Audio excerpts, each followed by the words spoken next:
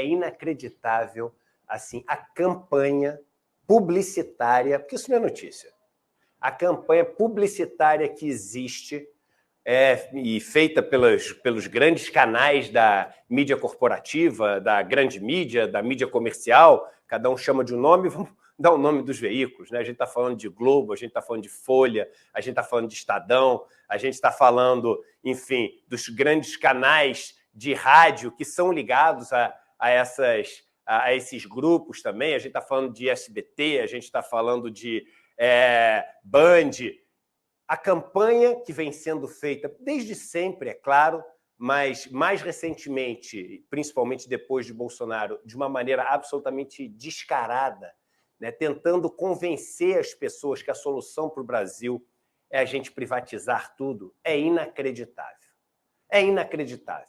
Né? E as pessoas elas são bombardeadas com campanhas feitas, por exemplo, pelo Jornal Nacional. Eu me lembro quando começou essa história do marco regulatório, do saneamento, e dizendo que isso poderia ajudar a levar saneamento para todas as casas no Brasil e etc. E aí eles falavam o seguinte: agora, isso depende da gente privatizar todas as empresas que têm de água e esgoto no Brasil, né? Sem traçar nenhum comparativo com os países do mundo onde esses serviços chegam ao maior número de pessoas, né? Por acaso, os países do mundo onde você tem água e esgoto chegando ao maior número de pessoas são países que fizeram toda essa rede através de estatais. E esses países que fizeram essa rede através de estatais e tentaram privatizar, caem para trás, estão reestatizando os seus serviços de água e esgoto. Sabe qual país onde isso mais está acontecendo? Na França. Na França, mas na Europa inteira. Não deu certo. E é uma coisa tão covarde, as notícias são tão covardes. Por exemplo, olha a manchete da Folha. Olha a manchete da Folha nesse final de semana, lá em cima. Apoia a privatização, salta e chega a 38% da população. Essa é a manchete. Eles só não falam o seguinte, que as pessoas que são contra a privatização, elas são em maior número do que são a favor da privatização. Olha que loucura, gente! A manchete é: apoia a privatização, salta e chega a 38%. E não aparece o fato de que quem é contra ainda é acima, mas por pouco tempo. É por pouco tempo. Porque quem é a favor vai ficar acima de quem é contra logo, logo. Porque é só o que as pessoas ouvem. Campanha, né? É uma campanha.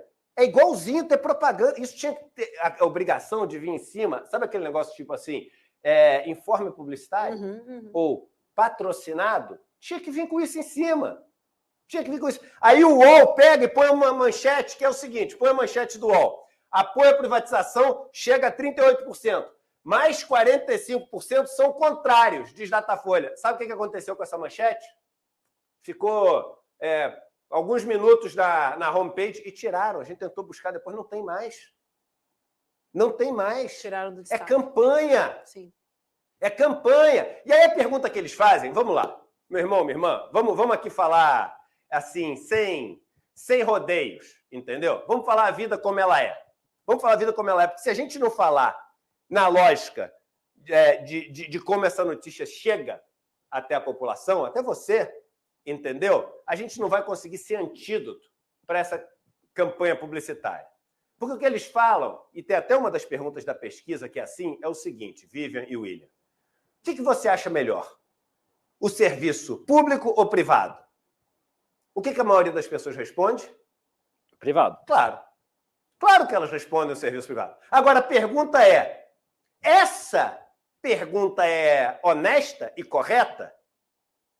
A pergunta que a gente tem que fazer é o seguinte, essa pergunta é honesta e correta? Porque se você me perguntar, eu que sou contra a privatização, se você me perguntar, Eduardo, mas vem cá, na maior parte das vezes o serviço que é oferecido é melhor quando é privado ou quando é público? Respondendo assim, sem fazer nenhuma observação, eu vou falar, o privado. Então, Por exemplo, quando eu tenho que ter algum atendimento médico, eu posso pagar um hospital privado? Eu vou no hospital privado. Eu não vou no hospital público, né? Quando eu coloquei meus filhos na escola, eu coloquei meus filhos numa escola privada. Eu não coloquei meus filhos numa escola pública. Aí vem o cara, quando você faz essa análise rasa e imbecil, que essa análise é imbecil, essa pergunta é imbecil, que quer fazer as pessoas chegarem a uma conclusão absolutamente maluca e superficial, né? A pessoa fala, tá vendo? Esse Eduardo é um hipócrita. Ele fala que é contra a privatização, mas os filhos dele estão tudo em coisa privada. E ele acha melhor o negócio privado. Então, deixa privatizar. Essa é a lógica. Então, é importante a gente entrar na lógica deles, da propaganda, do informe publicitário. É importante a gente entrar na lógica do informe publicitário para a gente poder desmontar o informe publicitário. Porque aí a pergunta que a gente tem que fazer é a seguinte para as pessoas. Então, vamos lá. Então, o privado é melhor do que o público, certo? Certo. Então, vamos lá. Privatizou tudo.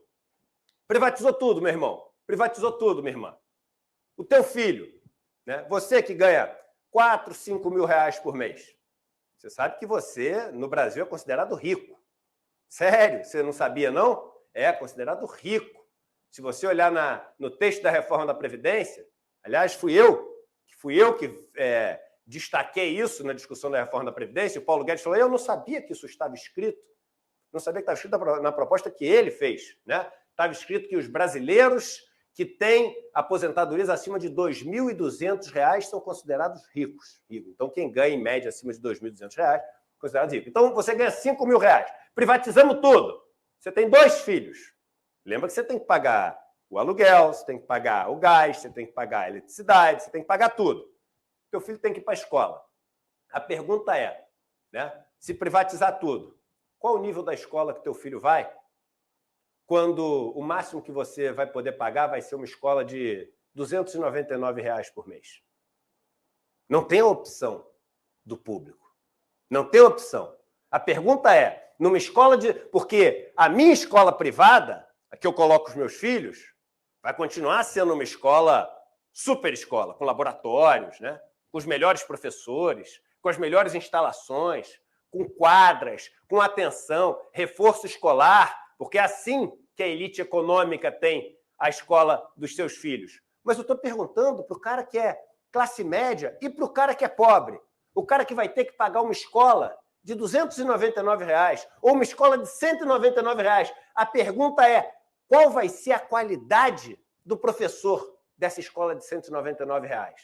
A pergunta é, qual vai ser a qualidade das instalações, dos laboratórios de uma escola que custe R$ 199? A pergunta é, qual vai ser o reforço escolar, a preocupação que aqueles alunos tenham um bom encaminhamento numa escola de R$ 199? A pergunta é, qual a instituição privada que vai querer colocar uma escola lá no buraco quente, onde o bicho pega, onde o tiro pipoca, porque a milícia, o tráfico de drogas, está todo dia lá mandando o que pode e o que não pode fazer? Qual a instituição privada que vai colocar uma escola nesses lugares cobrando R$ 199? Como é que vai ficar a pessoa mais pobre? Vamos agora para o ensino superior. Hoje, os melhores professores do Brasil ensinam nas universidades federais. É claro, as universidades federais não têm aquela carteira chique, como tem ali a cadeira para você sentar, como tem a universidade privada. Muitas vezes não tem os laboratórios que as universidades privadas têm. Muitas vezes não tem as quadras poliesportivas, os campos bem tratados, mas ainda tem os melhores professores do Brasil. A pergunta é, como vão se formar as pessoas mais pobres e as pessoas de classe média se tiverem que pagar R$ 299 uma universidade? Se conseguirem pagar R$ 299, como vão ser os professores dessas universidades? E essas pessoas formadas, aí vem o ponto, formadas nessas universidades, vão conseguir competir com aquelas que vão se formar também nas universidades privadas, que custam R$ 6 mil, R$ 7 mil, R$ 8 mil por mês? Não vão. Vamos para a saúde. Você, meu irmão, que realmente acha que o hospital privado é melhor que o público, estamos juntos. Eu acho também. A pergunta é, no momento que privatizar e a sua mãe, Deus me livre, tiver uma doença séria, um câncer ou alguma coisa, ela vai se tratar onde? Ou não vai se tratar? No momento em que você quebrar a perna, o que você vai fazer quando você quebrar a perna? Essa é uma pergunta que você tem que fazer. Ah, mas ele tem um serviço ali de R$199. Meu irmão, você vai dar para operar o coração para um... Como é que vai ser o médico que vai ser escolhido para atender no 199 em relação ao médico que é escolhido para atender no 19.999? A verdade é que vão ficar os médicos bons, os equipamentos bons, tudo para o privado caro. E o privado baratinho vai ficar aquela xepa, o fim de feira, o tratar as pessoas, enfim, de qualquer maneira. Então, essa pergunta ela é leviana quando eles falam o que é melhor, o privado ou o público. Porque o privado é melhor do que o público, mas a pergunta real é o seguinte: se acabar o público, o privado que você vai ter é melhor ou pior do que o público que você tem hoje? Essa é a pergunta a se fazer. Essa é a pergunta a se fazer. Ah, mas privatizou o telefone e hoje todo mundo tem celular. Meu irmão, todo mundo tem celular porque a tecnologia andou, não foi porque privatizou. Todo mundo tem celular. As pessoas têm celular em Cuba, as pessoas têm celular na Coreia do Norte, as pessoas têm celular... os aborígenes têm celular, os indígenas têm celular, todo mundo tem celular, porque hoje em dia celular é a tecnologia. Não é porque privatizou a Telebrás que todo mundo tem celular. Agora, a pergunta é, a gente privatizando tudo, privatizando os Correios. A pergunta é, vai continuar chegando coisa onde você mora? E vai chegar a que preço? E vai chegar com que qualidade? Porque se você privatiza tudo e não oferece nada público, se você não tem nenhuma oferta de serviço que seja universal para todo mundo, é claro que pelas famosas leis de mercado, os que são mais pobres vão ficar com o que é pior. Os que são mais pobres vão ficar com a pior saúde. Os que são mais pobres vão ficar com a pior educação. Os que são mais pobres vão ficar com um pior serviço de entrega de correspondências, ou de entrega de mercadorias, ou de coleta de mercadorias. Os que são mais pobres vão ficar com as piores condições de financiamento se a gente privatizar todos os bancos públicos. Agora, isso quer dizer, então, que deixa como está? Porque aí o outro argumento é o seguinte, mas lá no interior do Nordeste e do Norte, se você for ver, essas estatais são, assim, uma fonte de corrupção enorme. Então, vamos combater isso. E nisso esse governo, eu acho que está falhando, porque, por exemplo, o que eu leio é que a Codevasf está na mão dos mesmos apadrinhados do Lira. Essa é a direção.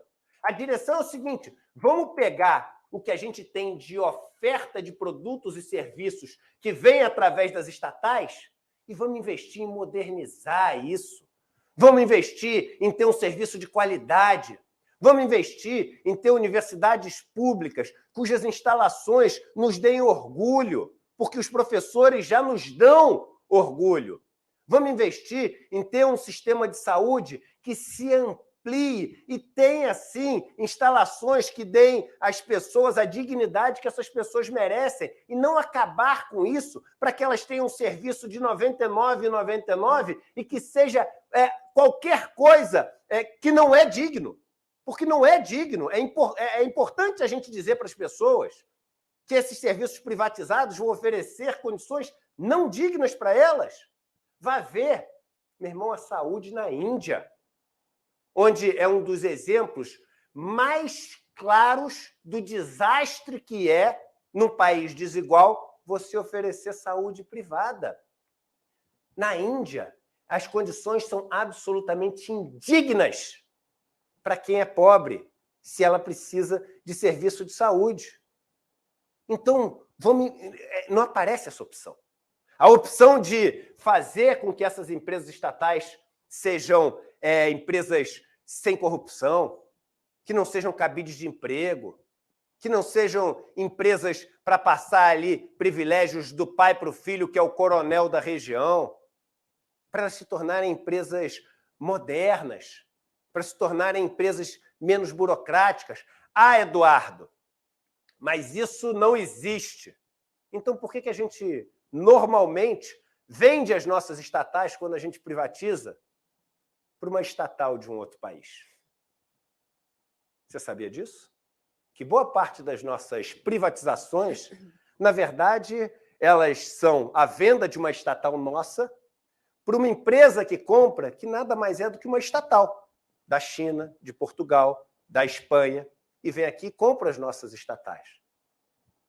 Dá para ter uma estatal que funciona bem. Ou você nunca ouviu falar da Embrapa? Ou você nunca ouviu falar da Embraer?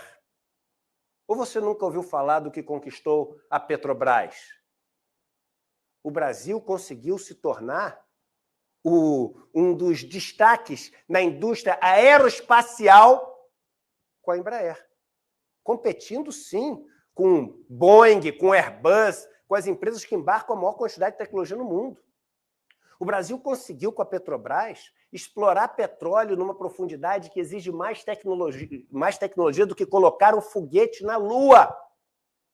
O Brasil conseguiu, com a Embrapa, façanhas no campo que são admiradas no mundo inteiro e copiadas no mundo inteiro. Dá para fazer um serviço público de qualidade.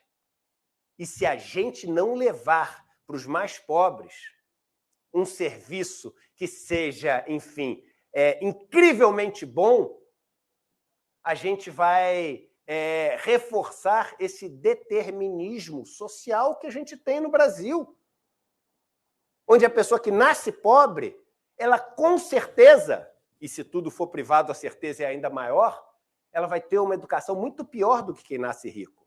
Ela com certeza vai ter uma saúde muito pior. Ela com certeza vai ter uma oferta de serviços e produtos que chegam para ela muito pior. E aí ela vai continuar pobre.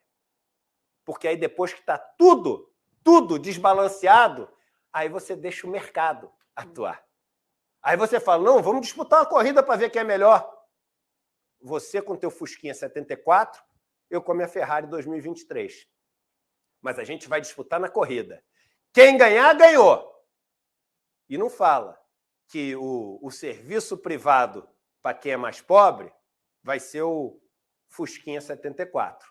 O serviço privado para quem é mais rico vai ser a Ferrari 2023.